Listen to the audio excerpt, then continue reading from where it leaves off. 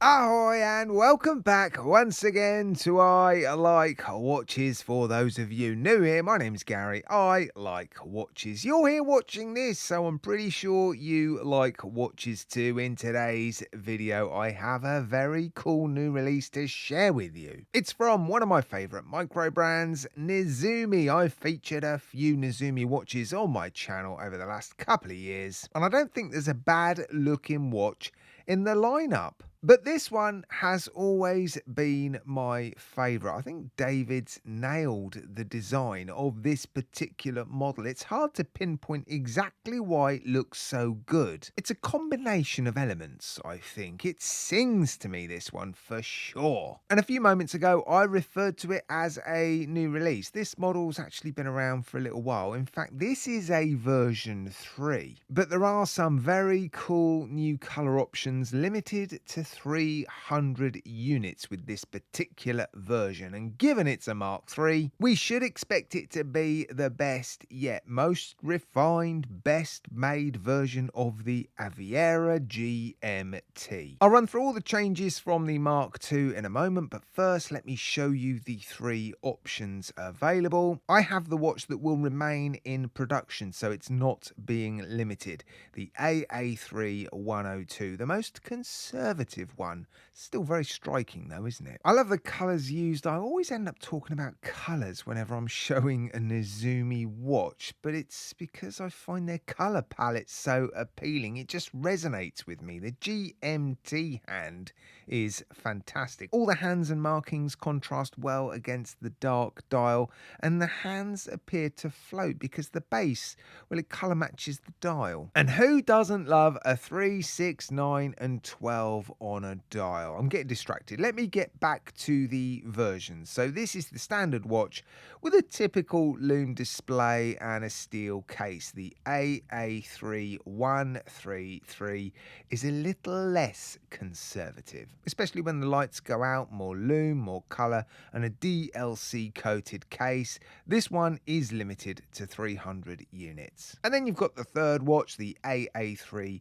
302. It's a fully loomed dial version, standard steel case, no lume on the bezel, but the dial is a lume bonanza. And again, this watch is limited to 300 units. Now, if you caught my review of the Mark II a while back, you might be looking at this watch and thinking, well, what's changed? Well, the changes are subtle, but they are there. The bezel has been shrunk by 1mm to 39mm in diameter, making it smaller than the case. Before, it matched the case at 40mm in diameter. The case and crystal architecture has changed. The case is slimmer, but the crystal is taller, more pronounced. The overall thickness has dropped fractionally to 13.3mm from 13.5. These are small changes, but I think these refinements can add up to eventually make the watches noticeably better. I think David takes a similar approach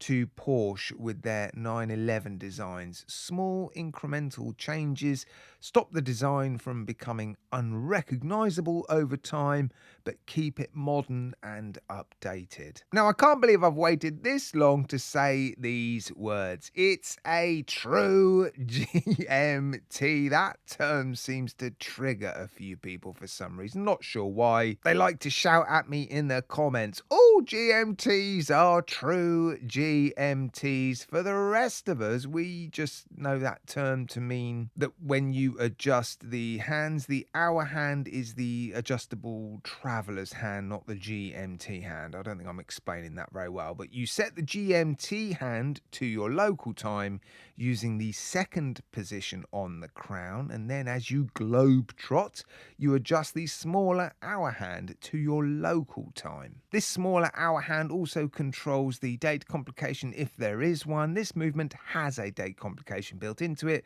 but this watch doesn't utilize it. No ghost position on the crown though, as the first position is how you adjust the hour hand back and forth. Now, I'm sure you've already guessed the movement. The fantastic Miyota 9075, a higher beat automatic 28,800 beats per hour, hacks and hand winds 42 hours of power when fully wound. I got ahead of myself earlier and I started talking about the design of the watch, the hands, the dial. I think this is a great looking watch. I always find it hard with Nezumi watches to pick holes in the designs, and that shouldn't be a surprise given David is a professional designer and I'm just some bloke on YouTube that reviews his watches. I have no background in design, but I do know what I like, and I think my preferences and tastes very much run in line with David's. It's individual enough to know it's the Aviera GMT, but it's also familiar enough to know it's a Nezumi. The twisted lugs, the hands, the colours, the numerals on the dial, even the crystal, all these elements are so familiar. It's how a micro brand should be. It should have its own design signature, and I think David's nailed it. Proportionally too, it looks great. The smaller bezel allows you to see the outline of the case. I love the bezel. It is a GMT bezel, of course. I'm not a fan of steel bezels on divers, but they work well on GMTs. It has sunburst brushing on the top surface and a small, lightly brushed chamfered edge, which again gives it a little bit of light play. Twisted lugs, no crown guards, top hat crystal with a very subtle double dome, AR coating, 200 meters of water resistance, screw down crown, screw down case back. I've been sent the watch on a canvas strap. There are a number of strap options, even a bracelet. Prices do vary though, depending on what you select. They range from €576 to €673 on the bracelet. This is going to seem like a lot to some people, but it's not unusual for a watch housing this movement, and this is considered a more premium micro brand than the average, in my opinion. I've handled their FKM straps before, and I've said this a few times. I think they are the best FKM straps I've ever held, and it is the cheapest option. So if you want an Aviera Mark III, this is the one I would recommend in terms of strap options, and I think the fully loomed version will be the first to sell out. Now, if you head down to my video description, you'll see a link to their website. This isn't an affiliate link, it's just put there for your convenience, and further down you'll see exactly why I use the includes paid promotion icon at the start of the video. And I just want to round things off by saying thank you guys so much for watching the video until the end.